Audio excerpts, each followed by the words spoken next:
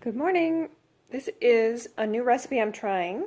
They are breakfast buns from Bright Line Diary. I got this off Instagram. It's a person I follow on Instagram. I'm going to bake them right now for 20 minutes at 400. They are mostly cottage cheese and oats, and then 3 eggs, but I'm going to see how they turn out. They don't really look right now like her. They don't really look like they're going to turn out like hers did. So I'm wondering if I should have put the cottage cheese in the food processor with the eggs, but I'll explain it. We'll see how they turn out and then I'll explain a little bit more later. All right, I have been baking these for about 22 minutes. These are the breakfast buns and they're done. They're cooked. I took one off, so I'll show you. I took one off and I cut it in half. Oops, let's see if I can get this. And ooh, steaming and hot. They actually don't look bad, so I'm gonna try it and I will report how it tastes.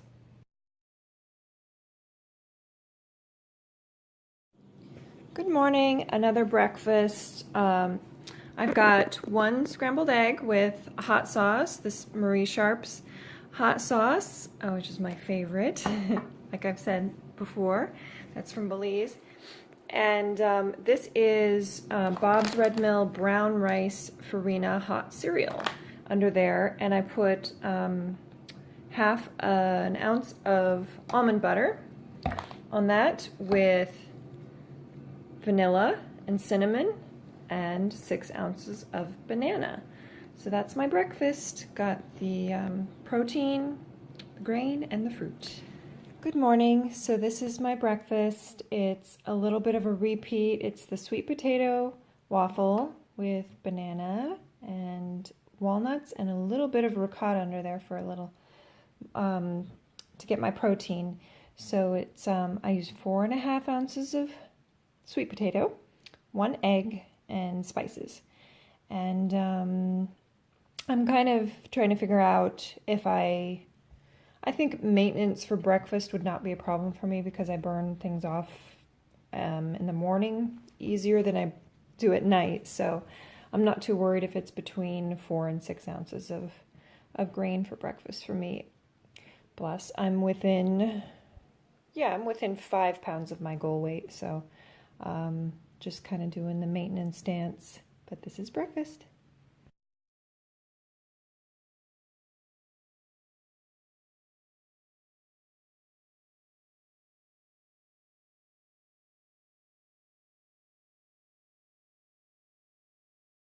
Here's the soup that I made last night. It's kind of got a lot of vegetables in it. I chopped up fresh raw baby spinach and put a little avocado. But this is the soup from my Bright Line Eating. Thanks for the recipe, Sans. So the modifications I made is I didn't have 4 cans of northern beans, so I just did 1 can of northern beans and 1 can of black beans.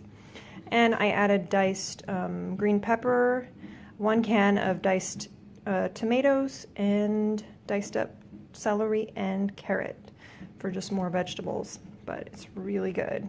It's nice to have soup on a cold day.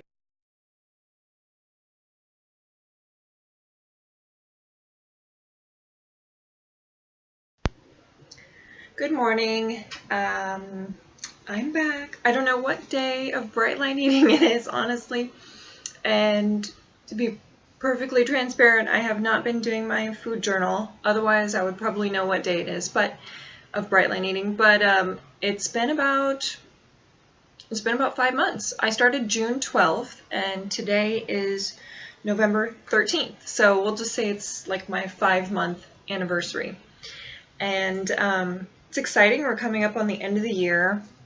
I guess first thing to mention is, have I reached my goal yet?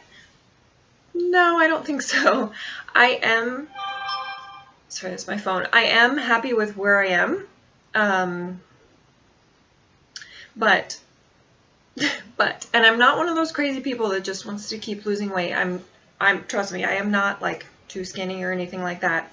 I think my BMI is probably around 23. I haven't calculated it lately, but, or maybe 22, I'm not sure. But, I want to drop below 160 pounds.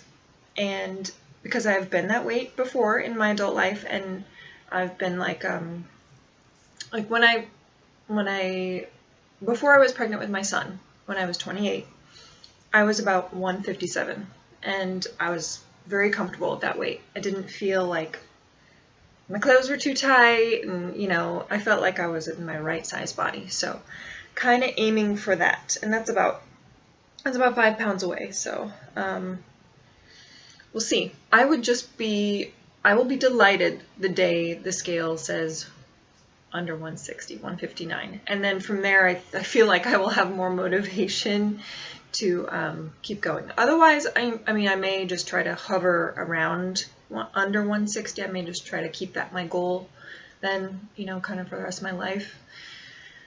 Because I feel like that's a good place for me to be. I'm 5'11", and I'm pretty athletic build. I have, pretty muscular thighs and hips and a butt and everything. So I'm never going to be like model skinny, like 130 pounds or anything like that. I'm not even trying to. I just want to feel like I'm in my right size body, and I'm getting very close. So, bright line eating. I haven't brought the book in with me today. Look at all the little, I have it marked in a bunch of different places. I have been doing okay. Let's just say I've been kind of doing my own version of bright line eating. Ugh, that doesn't sound very good, but I'm also doing this program, Jade Teta's Metabolic Renewal. So I'm in week 7 of that, and I haven't been following the food program for that. I've been still doing bright line eating for the food, but this is kind of like a whole, well, they're both whole lifestyle things, but this program had DVDs with exercise. So that's why I bought that. And it was like $38. So it was really inexpensive. And it's a 12-week program. You could just repeat it over and over if you wanted to. But, so I'm kind of doing a mixture of both, but his meals are like a plate, and 75% of it is vegetables, 25% is protein. That's how he says to eat for 2 meals. I think breakfast and lunch, and then dinner you can have like 50% vegetables on your plate, 25% protein, and 25% of a high quality, slow digesting carb, probably like sweet potato or something like that. I haven't honestly read the whole book yet. I am only on page 53, and well, the last half of it is all recipes and the meal plan. So I'm halfway through the book, and I'm right at the part where they're talking about diet and everything. So this is geared toward women only, and as you can tell by the cover, and it's for all age women, but I would say it's kind of geared more towards like the 35 and up crowd. So I fit right in there. If you're starting to have some hormonal changes that come with getting a little older and getting into your post-childbearing years. So he's really become an expert on the women's metabolism and hormonal system, and how women burn fat. And I just think, it's amazing that there's someone out there doing that, because most of the studies, you don't realize, but most of the studies most of the medical or weight loss studies are done on, have been done on men for the past many decades. So, so this is a good program. And, oh, my hair's crazy. So bright line eating, how I've been going about it is, what I've been trying to do is sort of like an intermittent fasting period. So like right now it's 9:50 a.m. and I haven't eaten breakfast. All I've had is a little bit of coffee and water. And I'm not hungry, honestly. I mean, I probably will be hungry within the next half hour, and then I'll eat breakfast. But I try to stop eating by like 7:30. So, I mean, my period of fasting isn't as long as it could be, or maybe it should be, but I just feel like it's more healthy for me to go a little bit longer between dinner last night and breakfast the next morning, and give my body a little bit of a break from digesting food and all that. And the other reason I like to do it that way is it helps me not snack during the day. So if I eat breakfast later, if I'm able to do that, able to work it into my schedule that way, I can then eat lunch a little later, like 1:30 or 2, and then I don't have that period around 3 or 4 p.m. where I just want to have a snack, because that has happened to me a lot in the past, and it was still happening to me with bright line eating. I mean, some people, I think that works for them to have 4 or 5 meals a day, but I don't know. I don't think I think it would just put weight on me, because unless I was really careful about what I limited myself to as a snack, it's just more calories, and then I probably would end up overeating, but I'm not sure. So with metabolic renewal, I have been kind of measuring my progress. I mean, ever since I started bright line eating, my inches have gone down around my waist and hips by about 2 inches each. And that's good for me. I don't think I have too much further to go. But the things that I've also been measuring is with my Fitbit and my steps. And I'm not sure how accurate your Fitbit is about how many calories you burn per day. I don't know. I mean, it is measuring my heart rate I think pretty much continuously, because this is the Fitbit HR Charge. And it's saying now that I'm burning like 3,500 calories and up a day. Now that could be generous, I don't know. But I have been, with the metabolic renewal system, I have been trying to get my 10,000 steps plus every day. So it's really been a goal of mine to go for a walk every day, or just fit in lots of activity. Even if it's raining or super cold outside and I have to be in the house, then maybe I have a little cheap trampoline that I got on Amazon, like a small one, and I can just rebound for a little while. That kind of counts as steps. I mean, your Fitbit counts as steps every time you bounce, I think. And there's also YouTube videos you can do that are walking videos. So, you like walk in place or something. Or you can do like stretching or yoga. Any type of like low impact, lower intensity exercise is good. And Dr. Tata talks about that in his book about NEAT, non-exercise, sorry, I can't remember, activity thermogenesis. I think that's what it is. NEAT. So that makes up a big part of your calorie burning throughout the day. So to put it this way, like 85% of your weight loss and where your body's going to be is due to how you eat, your diet. 15% you can change with exercise. So NEAT fits in there kind of in between, but it's more of like having a lifestyle of not being really sedentary, which I know is so difficult when you have a desk job, because I have a desk job. And I don't like having a desk job. I'm not a sit still kind of person, so it drives me crazy to have to sit still for hours and hours a day. I'm lucky enough that at my office we have a little gym with a couple treadmills, so I can go and take breaks, or I could walk outside, but it's very cold here now, so I can go and take breaks on the treadmill, which I have been doing to get more steps in. And for me, it's really good to get the circulation going too, because I feel like I have poor circulation in my fingers and toes. And I have like varicose veins in my legs, so obviously I have circulation issues. So being up and active and not sitting still too long is good. That's the NEAT part of it. Now, the other part that's really great that he explains is stress reduction, and so does Susan Pierce Thompson. I mean, she talks about meditation and how important that is.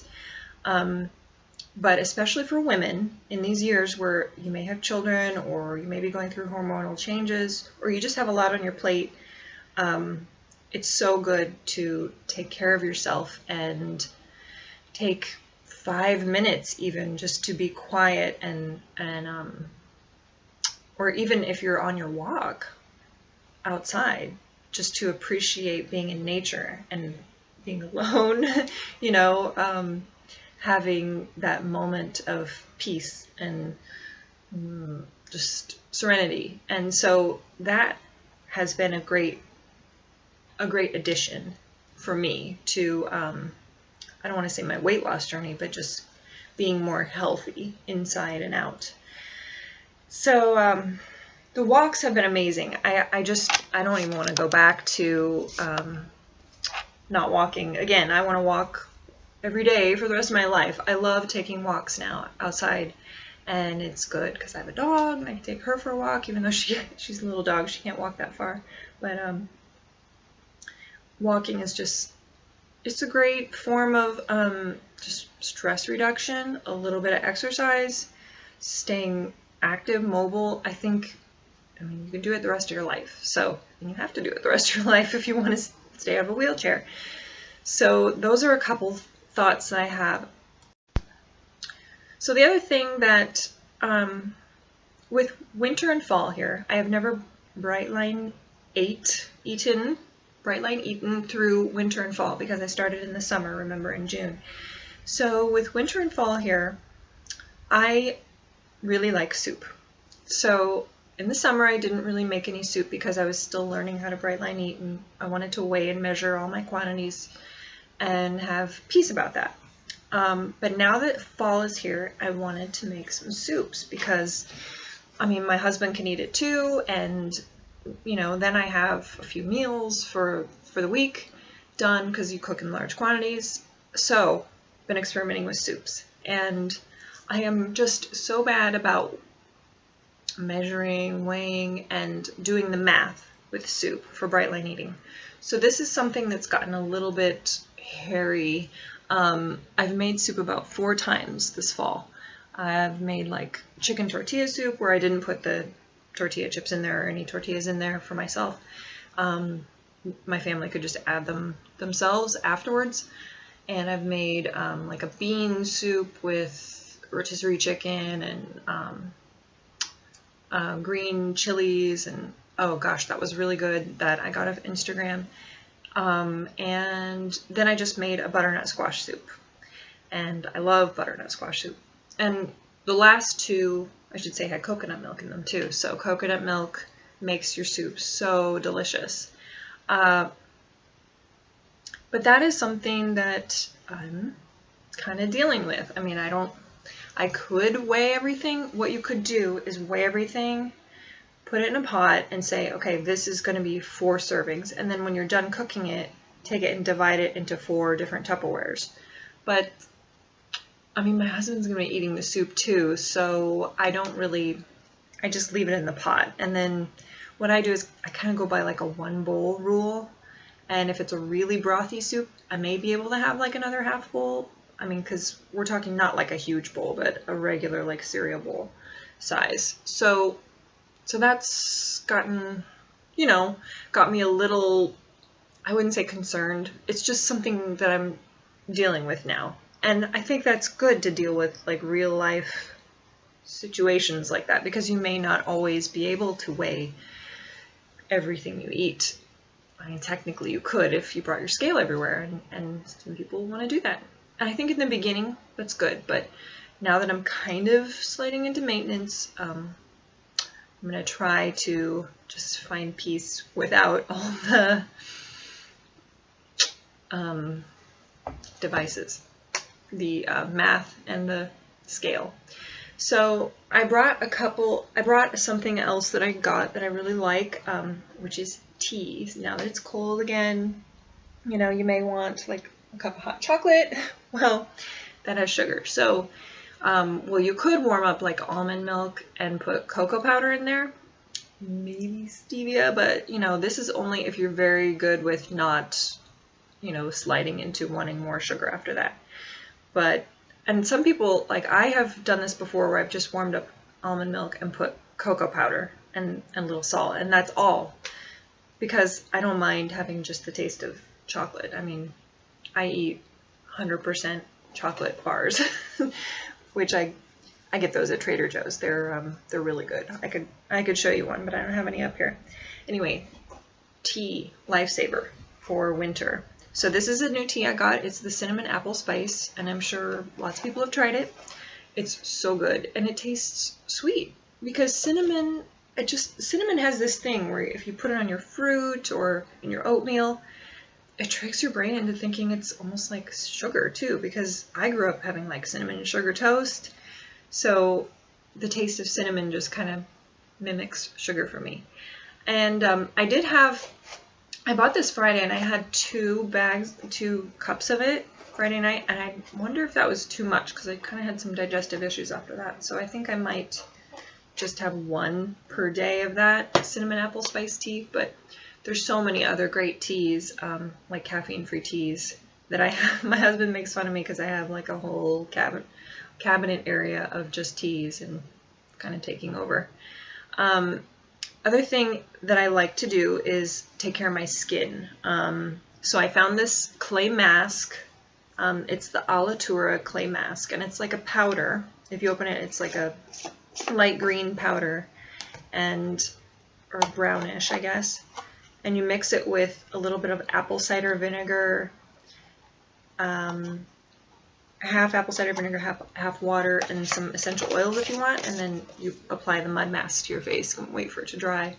And I just think when you start to lose weight and start to, feel better about yourself, it's nice to do these little things to take care of yourself. So I just wanted to show you. This is a company that I've been following for about 5 years, I'd say.